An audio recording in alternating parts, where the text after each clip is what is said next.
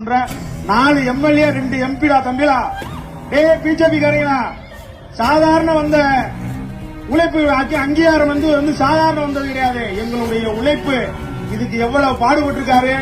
வாழ்க்கையவே துவைத்து எங்களுக்காண்டி வந்து வாழ்ந்துட்டு அந்த மனுஷன். அந்த மனுஷனுக்கு ஏதாவது ஒண்ணுண்டா தமிழ்நாடே இயங்காது. ஒரு விஷயம் நல்லா தெரிஞ்சுக்க பிஜேபி காரங்களா, நீ ஓட்டு கேட்டு என்னைக்கு போனாலும் எங்க தெருவுக்கு தான் நீ வரணும்.